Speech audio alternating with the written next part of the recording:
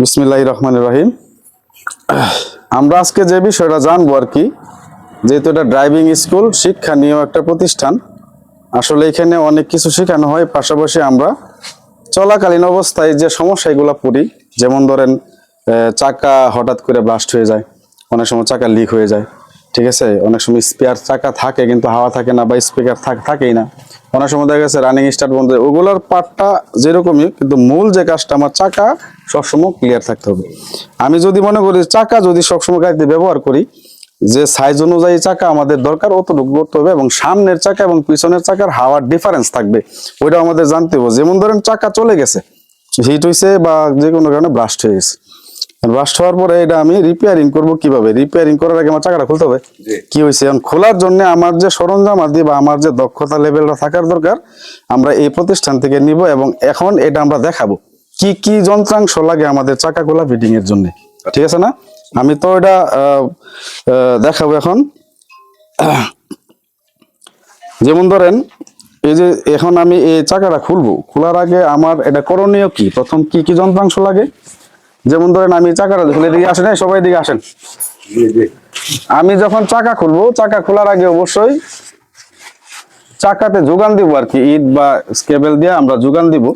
যোগান দেওয়ার পরে যেটার নাম হচ্ছে কি হুইল রেঞ্জ। এটা কি হুইল রেঞ্জ? মূলত এটা হচ্ছে হুইলের ভিতরে যে নাটটা আছে খোলার জন্য যে রেঞ্জটা পাবো, এটার নাম হুইল রেঞ্জ বলে সাধারণত, ঠিক আছে। এই হুইল রেঞ্জটা দিয়ে আমরা কি করবো প্রথমে, তো এই যে হুইল রেঞ্জ দেখালাম, এটার নাম কি হুইল রেঞ্জ, এটা মনে রাখতে হবে, ঠিক আছে।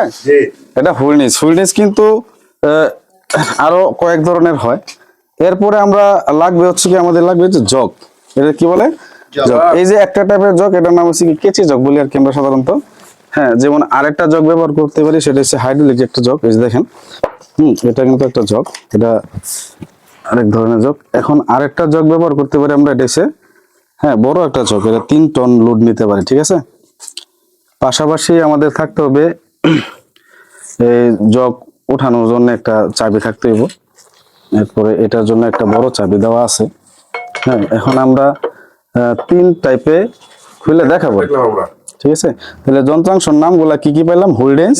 এখন এই যে আমরা এখানে চাকা খোলার যে যন্ত্রাংশগুলা পাইলাম, কি কি? হুইল রেঞ্জ, কেচি জগ, হাইড্রোলিক জগ এবং তার চেয়ে বড় জগ 3 টন লোড। হ্যাঁ, এরপরে এখানে আরো কয়েকটা যন্ত্রাংশ আছে, এটা হচ্ছে নোজ প্লায়ার্স, ঠিক আছে। এটা আমার প্রয়োজন পড়তে পারে, এটা হাতুড়ি দরকার, মানে এটাও প্রয়োজন পড়তে পারে, আমি সাথে রাখলাম।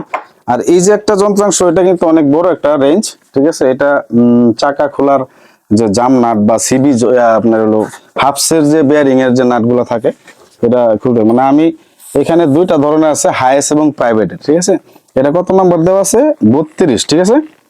হ্যাঁ 32, আর আরেকটা আছে হচ্ছে 30।